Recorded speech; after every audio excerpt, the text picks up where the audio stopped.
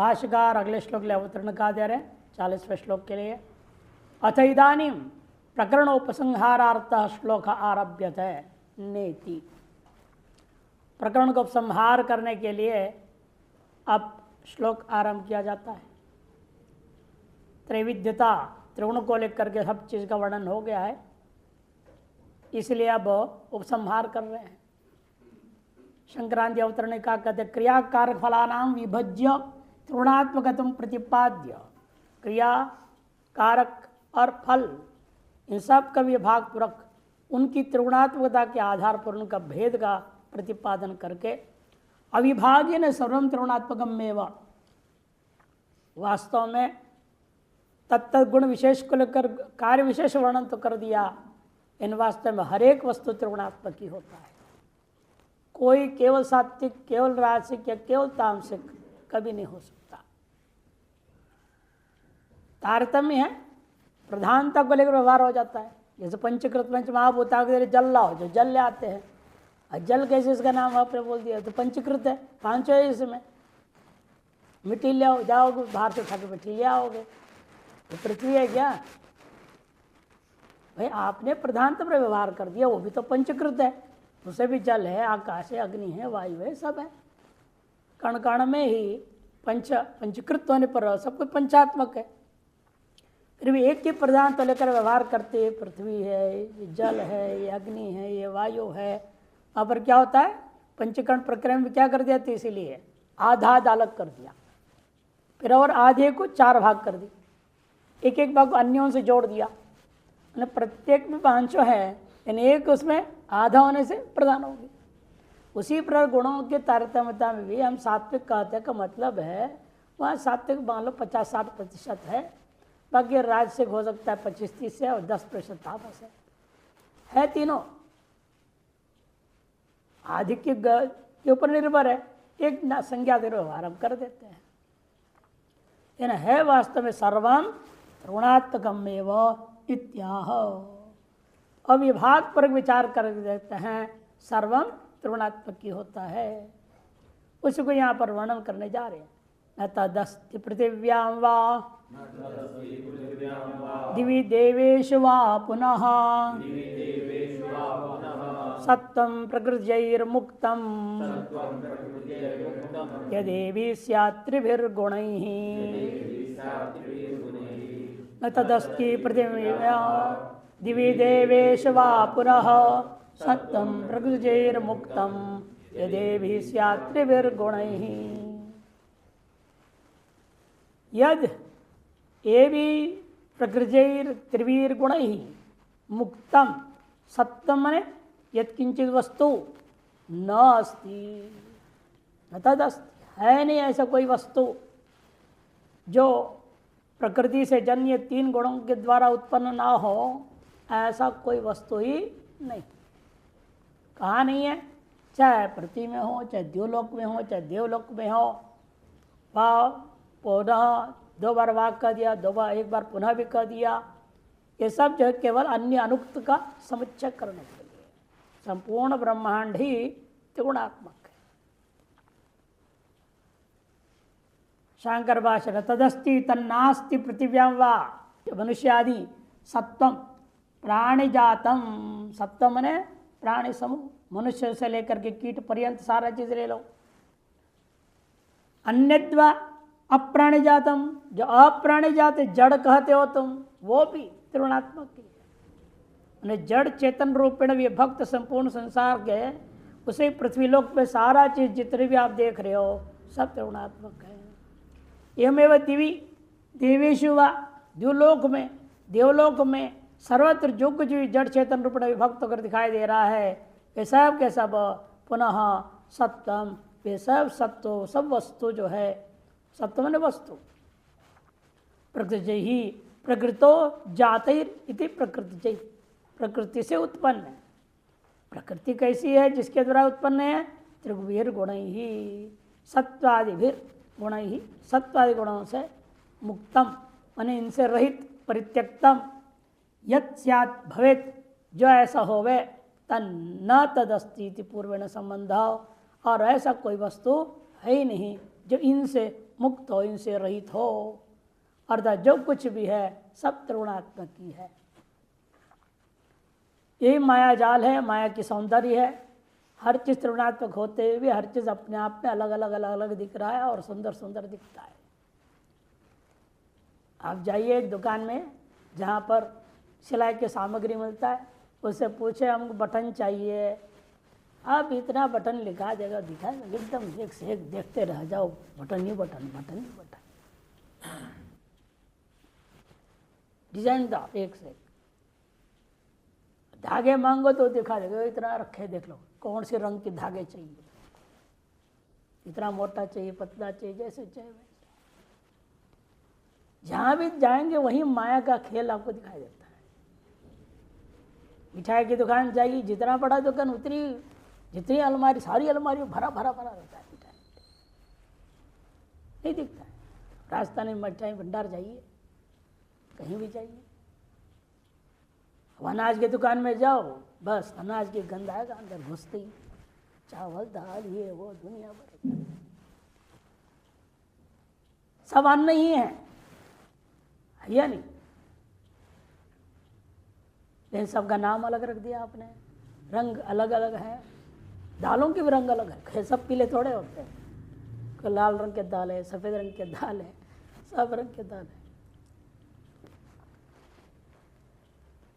ये माया का खेल है, त्रिगुणात्मक का जगत, उसकी सद्गुणतम की तारतम्यता, उसकी वर्णन ही नहीं कर सकते कि तारतम्यता कितनी है। गणित में एक चीज कहा जाता है, क्या बोलते हैं उसको, permutation and combination, permutation and combination कहा जाता है। आपस में मिलाना और उसमें तारतम्यता पैदा करना, और अनंत है, अनंत है, थोड़े नहीं। इसलिए कहते हैं ऐसा कोई वस्तु ही नहीं है संसार में जो त्रिगुणात्मक नहीं है, चाहे जड़ हो, जड़ात्मक वर्णन हो, चाहे चेतनात्मक।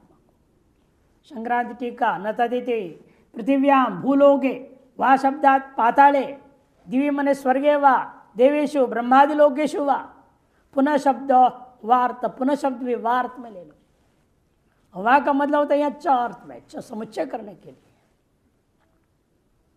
प्रकृति ही प्रकृति समुत्पन्न ही एभिर उक्त लक्षण त्रिभि विविधैर गुण ही सत्वादिभिर मुक्तम परित्यक्तम अस्पृष्टम। प्रकृति से समुत्पन्न ये जो उक्त लक्षण वाले तीन हैं आपका सत्प्रतम नाम से भेद से, उनसे मुक्त बने परित्यक्त असंस्पृष्ट असंबद्ध ऐसा यत् स्यात् यद् भवेत् जो होवे तत् सत्तम द्रव्यम प्राणिवा त्रिलोक्याम नास्ति। ऐसा कोई सत्व माने द्रव्य, चाहे प्राणियात्मक हो चाहे जड़ात्मक हो, वह तीनों ही लोकों में कहीं ऐसा कुछ भी नहीं है जो तीन गुणों से रहित हो। त्रिगुणात्मकम माया कार्यत्वात् जगत सर्वमपि त्रिगुणात्मकम एव इत्यर्थ।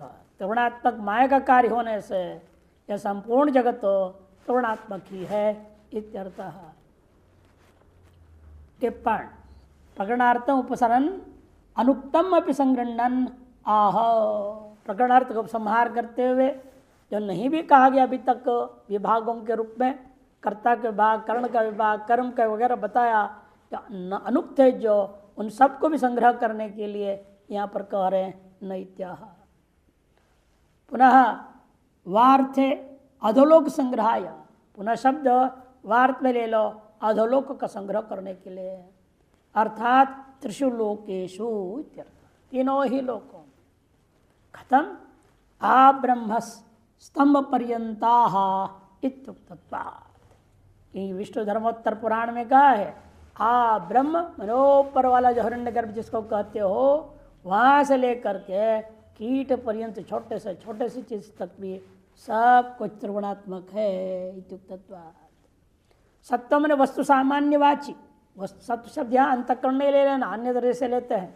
यहाँ पर सत्व का अर्थ है वस्तु सामान्यम, न गुणवाची, गुणवाची भी नहीं लेना, सत्वगुण करके भी नहीं ले लेना। सर्वं त्रिगुणात्मकम इति सिद्धम केचित् अधिवीति पदच्छेदं कृत्वा कुछ लोग क्या करते हैं, पृथ्वी में वा अदिवी करके आकाशवणीर हो गया मानते हो उसको, वादिवी वादिवी, और रहेगा ना वा अदिवी, आकाशवण तो वादिवी ऐसे दिखाई देगा। इसलिए ऐसे कुछ लोग परिच्छेद करते हैं। कृत्वा पातालादि पर गृह्णन्ति, पातालादि पर ग्रहण करते हैं, तदयुक्तम भाष्यादि विरुद्धत्वा, दिवी ही लिया है भाष्यकार ने भी, आनंदगिरी ने भी, अन्य टीकाकारों ने भी, अदिवी कर परिच्छेद कर किसी ने भी दिखाया नहीं है। जो कोई भी कल्पना इस तरह से किया है वह अयुक्त है भाष्यादि विरुद्ध होने से। तद उक्तम, इसलिए कहा भी है आ ब्रह्मणश्च कीटाच्च न कश्चित तत्ततः सुखी इति।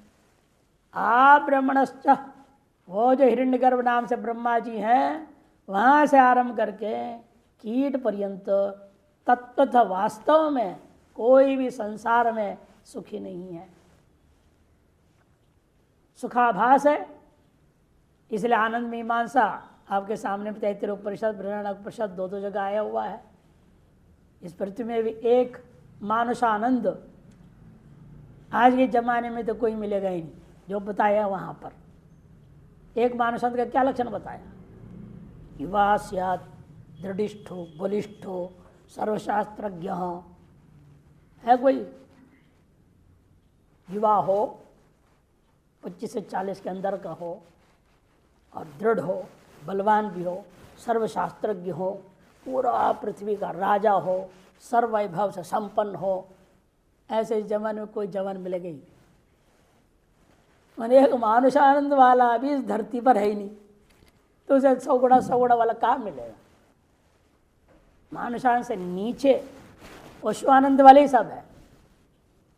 और दूसरा यदि है तो पूर्ण ब्रह्मज्ञानी यदि है इस संसार में, वो पूर्ण ब्रह्मज्ञानी पूर्ण ब्रह्मानंद अनुभव कर रहा है।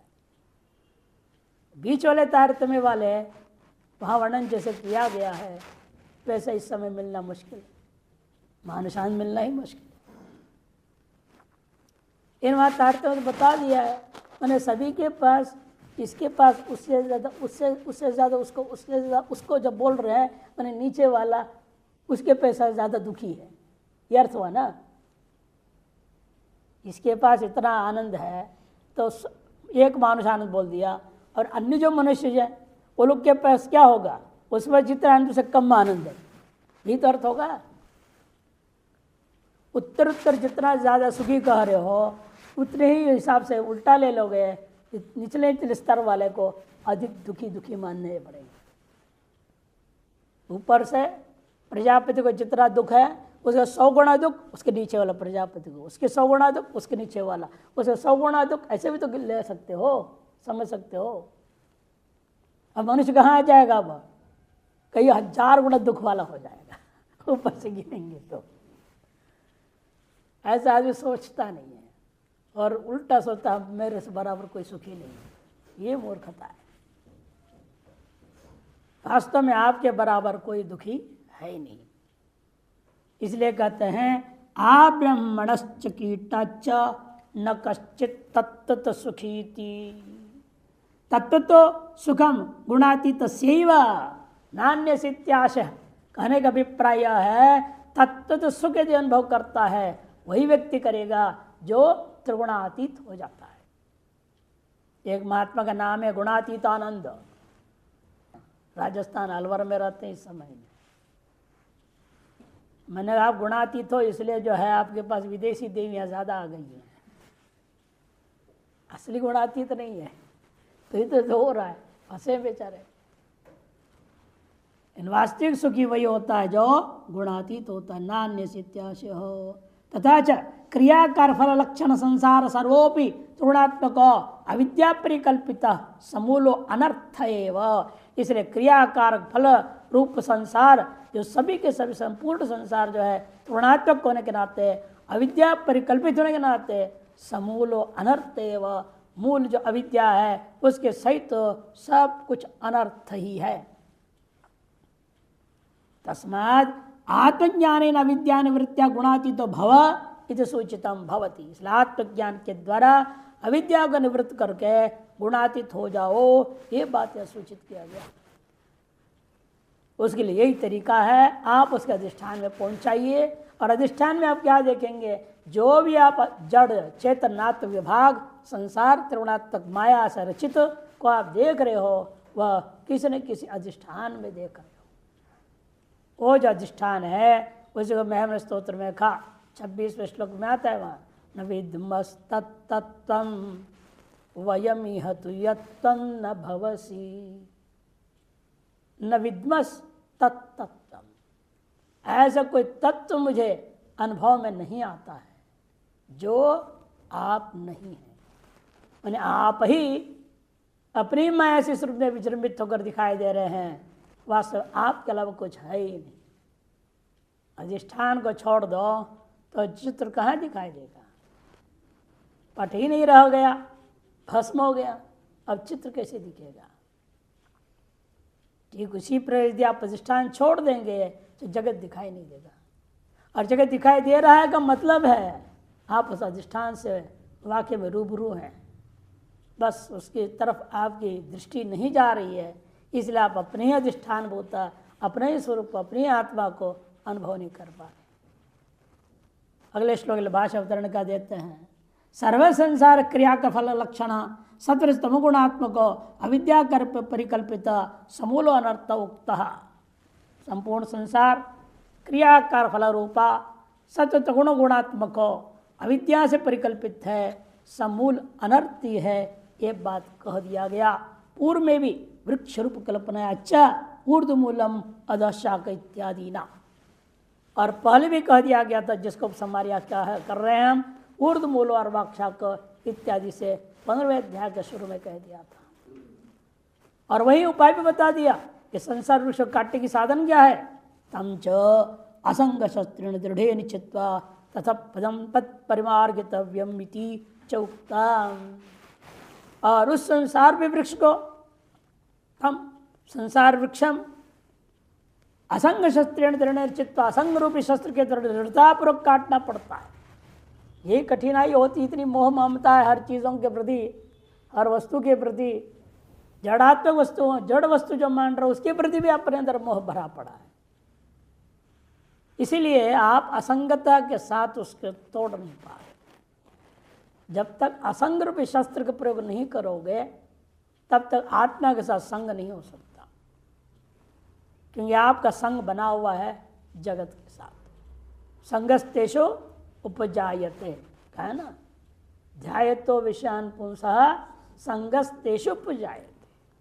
और वही संग को तोड़ने का नाम असंग, तार शस्त्र खड्ग इस्तेमाल करना पड़ेगा। यानी जितने भी संग है उन संगों को तोड़ना है। इदम न मम, इदम न मम, हर चीज के साथ जोड़ना पड़ेगा, यह मेरा नहीं। एक तो तरीका है, नहीं तो दूसरा है ही नहीं, झंझट खत्म कर दो, नेति नेति। संसार ये पैदा नहीं हुआ, कहाँ मेरा होगा। मेरा तभी कोई होगा जो संसार नाम का चीज पैदा हुआ होता। ये सब झूठी मेरी कल्पना है, स्वप्न के समान दिख रहा है, नष्ट हो जाएगा। क्षणिक मात्र ही प्रातिभास मात्र हो रहा है, से दृष्टि सृष्टिवाद में आना चाहिए। ये सृष्टि दृष्टिवाद को तोड़ना पड़ेगा पहले, तब अजातवाद में पहुंचना आसान हो जाता है। ये इन्होंने कहा, ततः पदम तत् परिमार्गितव्यम अन्वेषणीयम तत्र सर्वस्य त्रिगुणात्मत्वात् संसार कारण निवृत्ति अनुपपत्तौ प्राप्तायाम यथार्थ निवृत्ति स्यात् तथा वक्तव्यम। त्रिगुणात्मक ये संसार का कारण जो है अविद्या माया, उसकी निवृत्ति आसान खेल नहीं है। अनुपपत्तो हर व्यक्ति के लिए बड़ा कठिन लगता है, बड़े बड़े साधक फंस जाते हैं, इसलिए समझ में नहीं आता है हम असंग रूपी शस्त्र को कैसे इस्तेमाल करें, कैसे उसे संसार वृक्ष को काटें। तो यथार्थ निवृत्ति स्यात्, इसलिए आपको बताना होगा किस प्रकार से उसकी निवृत्ति हो सकेगी। तथा वक्तव्यम, वह कहना हो। वह क्या कहना है पहले बोल चुके हैं, सर्वधर्मान परित्यज्य मामेकम शरणं, वही तरीका है और आगे आने वाला है। सबको त्यागना पड़ेगा। और कौन से धर्म है, ब्राह्मण क्षेत्र वैश्य तो बताएंगे प्रत्येक धर्म क्या है, सत्य कर्म क्या है। स्वकर्मणात्म अभ्यर्च सिद्धि विंदते मानव। उसके लिए भूमिका बांध रहे। देखिए, सर्वस्व गीता शास्त्रार्थ उपसंहर्तव्य, और संपूर्ण गीता शास्त्र को संहार करना चाहिए। एतावान एव च सर्ववेद स्मृत्यर्थश्च, इतना ही संपूर्ण वेद का सार है, सकल स्मृतियों का सार है। पुरुषार्थम इच्छद्भिरनुष्ठेय, और पुरुषार्थ चाहने वालों के द्वारा यही मात्र अनुष्ठेय है। इत्यमर्थंच, इत्यस्त्र सार्वत कथन करने के लिए ही ब्राह्मण क्षेत्र विषाम इत्यादि आरभ्यते ब्राह्मण इति। इस अगला श्लोक इस प्रकार से आरंभ किया जा रहा है। सर्व सार शास्त्र सारांश बताते हुए आपका कर्तव्य बात कथन कर देंगे, और उसको कर्तव्य मात्र करते जाओ, अपना लक्ष्य सिद्ध हो जाए। संक्रांति अवतरणिका, एवं सर्वस्यापि जगतो गुणत्रयात्मकत्वे सिद्ध है।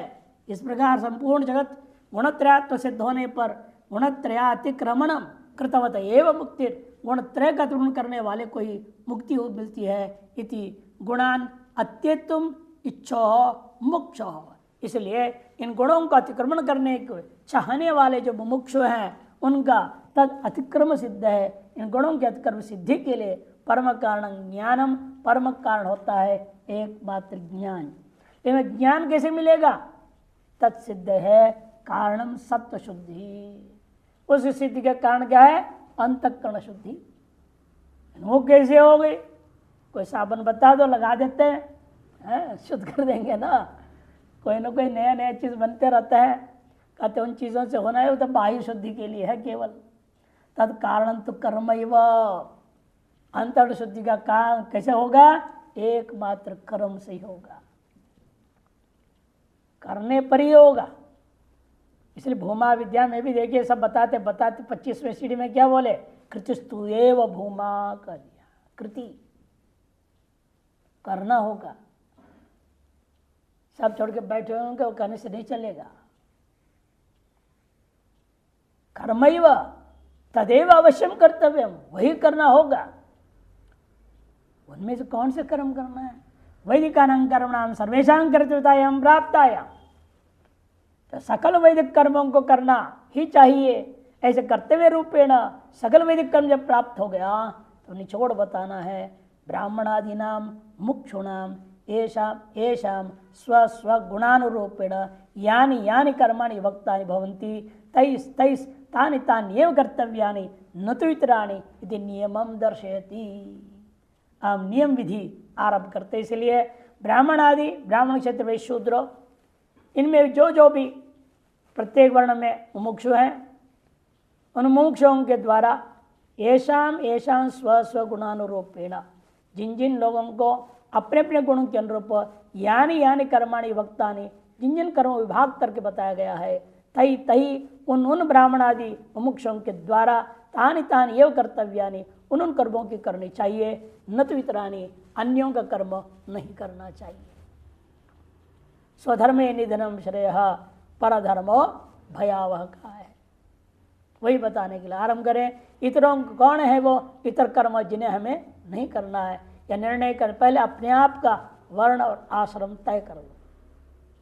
आप कौन से वर्ण के हो, क्षत्रिय के हो, ब्राह्मण हो, वैश्य हो, शूद्र हो, चारों नहीं हम वर्ण संकर हैं तो क्या होगा? आजकल अधिकतर तो वर्ण संकर ही पैदा हो रहे हैं, इनको कौन से कर्म बताओगे? तब व्यवहार करने के लिए कह दिया स्मृतिकारों ने बीज प्रदान मान के चलो। लेकिन समस्या और वहां खड़ी हो जाती, बीज भी वर्ण संकर है तब क्या होगा? बाप ही वर्ण संकर पैदा हो रखा है, माँ भी वर्ण संकर पैदा हुई, और दोनों वर्ण संकर मिलकर आगे और वर्ण संकर पैदा करने जा रहे हैं, तब क्या होगा? समस्या हो जाएगी ना। उनके लिए व्यवस्था स्मृतिकार ने विस्तार पर दिया है। वो यहाँ तो सार संक्षेप बताना है, इसे प्रधान वर्णों के केवल बता रहे हैं। वर्ण संकर और संकर संकर और म्लेच्छ इत्यादियों के लिए यहाँ वर्णन नहीं करना है। ब्राह्मण क्षत्रिय विषाम शूद्राणांच परंतप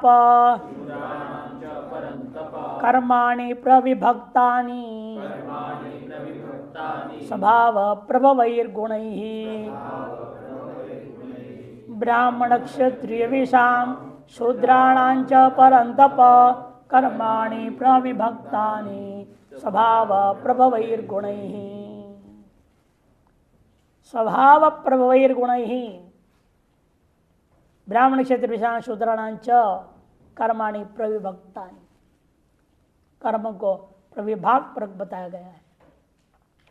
यहाँ इसलिए संबोधन हे परंतप, पर जो धर्म है, कर्म है, गुण है इत्यादि को सहन करना होता है। ईर्ष्या द्वेष करने से लाभ नहीं है। आपको गुणातीत होना है, अन्य गुण वाले आपसे उत्कृष्ट भी हो, बढ़िया भी हो, कुछ भी हो, उन सभी को चुपचाप सहन करो। परंतप, वहां तो परम मने शत्रु, तापयति थी परंतप लिया जाता है, शत्रु को तपाने वाला है, इसलिए परंतप। यहाँ परम ने कौन हम लेंगे? परम, जैसे आप ब्राह्मण हैं, आपके लिए पर कौन हो जाएगा? क्षत्रिय वैश्य शूद्र। उनको देख करके यद्यपि मान लो जन्म जन्मांतरिक कर्म के वजह से आपके जन्म, आपकी स्थिति, गति सब उनसे निकृष्ट भी हो, तो उसको चुपचाप सहन करो, उसे जलन मत करो। ईर्ष्या द्वेष आदि करोगे तो राग द्वेष युक्त जो कहा गया है ब्राह्मी स्थिति का साधन में पहुंच नहीं पाओगे, इसे सहन करना पड़ता है। इसलिए यहां संबोधन में जानकर प्रयोग किया भगवान ने परंतप कहा। तब सबके दूसरों को देख करके उन सबकी बात सहन करते हुए अपने में विहित, जो अपने लिए जो विहित है उतने मात्र करते जाओ। स्वधर्म निधनम, जब का अपने कर्म करो उतने से आपका अंतरण शुद्ध होगा। आप मुक्ति के अधिकारी, ज्ञानाधिकारी होकर मुक्ति प्राप्त कर सकते हो। शंकर भाष्य ब्राह्मणाश्च क्षत्रियाश्च विषश्च इति ब्राह्मण क्षत्र विषः तेषां ब्राह्मण क्षत्र विषाम द्वंद्व इतरेतर द्वंद्व समास किया गया है। शूद्राणांच और शूद्र, अरे ऐसे क्यों कहा? ब्राह्मण क्षत्र विषय शूद्राणाम विट शूद्राणाम, शूद्र को भी साथ में समास क्यों नहीं किया? भाष्यकार कहते शूद्राणाम असमासकरणम एक जातित्व सति वेद अनधिकारात्। शूद्रों को अलग क्यों किया समास न करके? एकार्थी भाव का नाम समास होता है। समास कहाँ होता है? जहाँ एकार्थी भाव रूपा सामर्थ्य, सामर्थ्यं द्विविधम, एकार्थी भाव व्यपेक्षाच, व्यपेक्षात्मक सामर्थ्य वाक्य में ही होता है, लेकिन एकार्थी भाव रूपा सामर्थ्य समास में होता है। जहाँ समस्यमान पदार्थ मिल करके एक लक्ष्यार्थ को समन्वित होने योग्य होंगे, उन्हें वहीं पर सामर्थ्य माना गया। इसका मतलब क्या है? आपके अनुसार शूद्र शब्द तद्बोध्य लोग अन्य तीनों की तरह होने वाला जो अर्थ लक्ष्य है उसके साथ समन्वित होने योग्य नहीं है, अतएव समास नहीं किया गया। बिल्कुल सही कहा। क्यों नहीं? तो हेतु दिया, ब्राह्मण क्षेत्र वैश्य द्विजन्मा होते हैं। उनका द्वितीय जन्म कब होता है? जब उपनयन संस्कार होता है। शूद्र के लिए उपनयन संस्कार नहीं है, अतः एक जन्म है उसका। उसको तो एक जातित्व, एक जातित्व एक जन्म मात्र है उसका, द्वितीय जन्म नहीं है उसका। और दूसरा, वेद में भी उसका अधिकार निषेध कर दिया गया है। वेदे अनधिकारा, ये भाष्यकार ने तो दिया। एक जन्म वाले होते हुए वेद में अधिकार न होने के कारण से उनको अलग कर दिया गया है। और बाकी तीनों में क्या है? तीनों ही द्विजन्मा होते हैं और तीनों को वेद में अधिकार है। वो सामान्य होने के नाते एकार्थ भाव सामर्थ्य उनमें दिखाई दिया। हे परंतप, संबोधना से कुछ नहीं बोल रहे, सीधा आगे बढ़ गया। कर्माणि प्रविभक्तानि इतरेतर विभागेन व्यवस्थापितानि, इतरेतर विभाग से व्यवस्थापित है। केन स्वभाव प्रवैर गुण, केन तो हेतु स्वभाव प्रवैर गुण, कैसे विभाग कर दिया गया? तब हेतु अपने अपने स्वभाव से उत्पन्न गुणों के आधार पर व्यवस्था दी गई है। स्वभाव क्या चीज होता है? स्व मने आत्मा, आत्मने ईश्वर। ईश्वर के भाव, ईश्वर से भाव, भाव माने उसकी माया शक्ति, ईश्वर से प्रकृति ही स्वभाव कर दिया, ईश्वर से प्रकृति। क्या है प्रकृति? वो त्रिगुणात्मिका माया, त्रिगुणात्मिका सब माया। सा प्रभवो माने कारणम येषां गुणानां ते स्वभाव प्रवाह तई स्वप्रवैहि गुणैहि इत्यर्थ। वही है एकमात्र उपादान कारण जिनका ऐसे गुणों को कहा जाता है स्वभाव प्रवैहि, गुण ही का विशेषण। समाधि कर्माणि प्रविभक्तानि ब्राह्मणादि नाम, जो कि समाधि कर्म है जो ब्राह्मणादि के लिए विभाग करके आगे बताए जा रहे हैं। एक पक्ष तो व्याख्या हो गई। अथवा गुण स्वभाव प्रयोग गुण का क्या अर्थ करेंगे? स्वभावस्य, ब्राह्मण का स्वगत भाव, क्षत्रिय का स्वगत भाव, स्व से ईश्वर नहीं लेंगे, अब स्व से जीवात्मा, ब्राह्मण क्षत्रिय वैश्य शूद्र, उनका भाव क्या चीज है? उनका गुण। उनका गुण क्या होगा? सत्वगुण प्रधान ब्राह्मण है, सत्वगुण, हाँ वही है प्रभव कारणम, वही है प्रभाव मने कारण जिसका। तथा क्षत्रिय स्वभाव से सत्वोपसर्जनम रज प्रभव, सत्वोपसर्जन में गौण हो जाता है, रजगुण प्रधान हो जाता है, वह है कारण उनका। वैश्य स्वभाव से, और वैश्य का स्वभाव क्या है? तम उपसर्जनम रज प्रभव, तम गौण, और सत्व तो और गौण हो गया, सत्व तो और गौण हो जाता है, और तम गौण उपसर्जन होता हुआ रज प्रधान रहता है। यही फर्क है क्षत्रिय और वैश्य में, दोनों में रज प्रधान है, किंतु सत्व जो क्षत्रिय में रज के साथ उसे न्यून संख्या में यदि मात्रा में दिया तो सत्व गुण है, और उससे भी न्यून होता है तब गुण। विपरीत में वैश्य में क्या होता है? रजोगुण प्रधान है, और गौण में अधिकता रहेगी तमोगुण, और उससे भी न्यून हो जाता है सत्वगुण। और शूद्र स्वभाव से रजोपसर्जन तब प्रभाव, यहाँ सत्वगुण अत्यंत न्यून हो जाएगा, इन उल्टा हो गया, रज उपसर्जन हो जाएगा, तब प्रदान हो जाएगा। प्रशांति ऐश्वर्य यह मूढ़ स्वभाव दर्शना चतुर्नाम, प्रधान गुण बता रहे हैं। ब्राह्मण में प्रशांति, क्षत्रिय में ऐश्वर्य, वैश्य में यह चुप बैठता ही नहीं, मरने तक भागम भाग हाय पैसा लगे रहता है, और शूद्र में मूढ़ता। सामान्य स्वभाव बता, स्वदर्शना चतुर्नाम, एक पक्ष ये हो गया। एक और पक्ष बता रहे, अथवा जन्मांतर संस्कार प्राणी नाम वर्तमान जन्मनि स्वकार्यत्वेन अभिव्यक्त स्वभाव।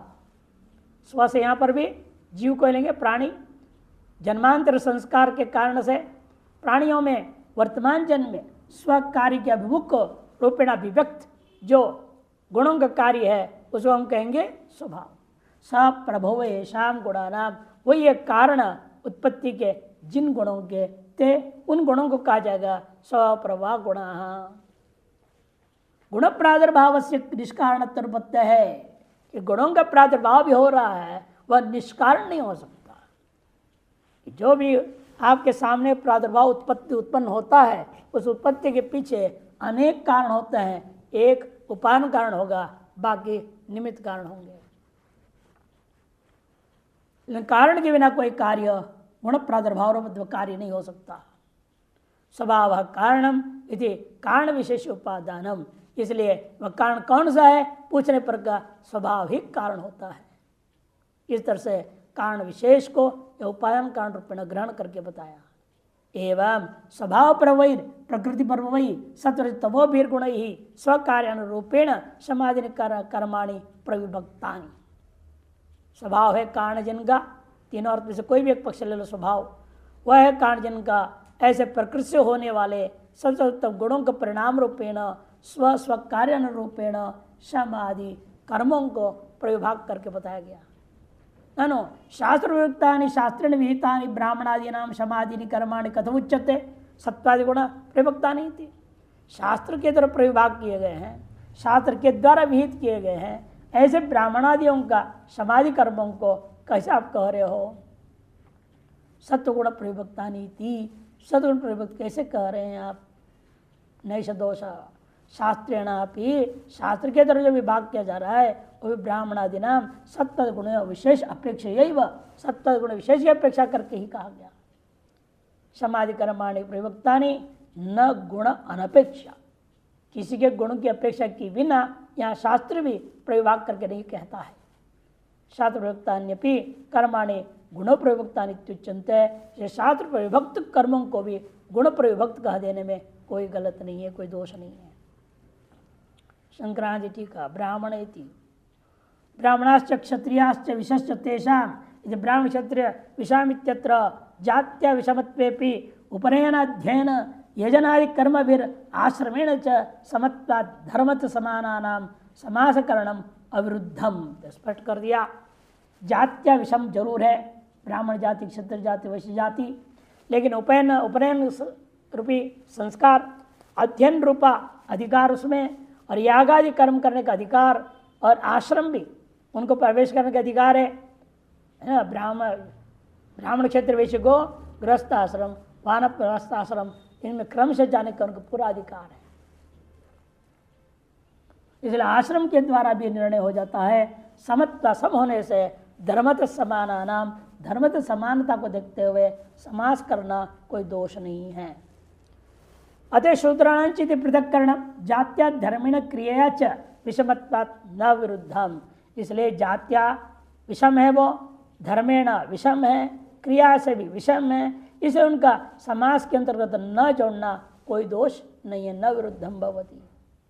एवं तेषां ब्राह्मण शूद्राणांच नियमेन कर्तव्यानि कर्माणि स्वभाव प्रवेर स्वभाव प्रकृति तत्प्रवेर गुण ही सत्वादि परिवक्तानि प्रकर्षेण विभक्तानि गुणवतां गुणभेदेन कर्माणि अपि भिन्नानि गुणैर असंकीर्णत्वेन व्यवस्थापितानि भवन्ति इत्यर्थः। क्योंकि जो है उन ब्राह्मण आदि शूद्रों का नियमित रूप से कर्तव्य जो कर्म है वो उनके स्वभाव प्रवही ही, स्वभाव में उनकी अपनी अपनी जो प्रकृति, उनसे प्रभाव में उत्पन्न गुणों के द्वारा, कौन से गुण? सत्वादि के द्वारा प्रविभक्तानि न प्रकृष्ट रूपेण विभाग पर कथन किए गए हैं। क्योंकि गुणवताम गुण भेदेन, गुण वालों का उनके अपने अपने गुण भेद से, कर्मों का भिन्नानि कर्माणि अपि भिन्नानि, कर्म उनके भिन्न भिन्न होंगे। गुण असंकीर्णत्वेन, के गुणों के द्वारा परस्पर सांकर्य न होने के कारण से व्यवस्थापित भवन्ति, व्यवस्थापित कर दिया गया है। यदि सांकर्य हो गया तो इस व्यवस्था के विषय नहीं बनेंगे, वो अन्य व्यवस्था का विषय हो जाएगा। यद्वा इत्यादि से अन्य पक्ष बताएंगे।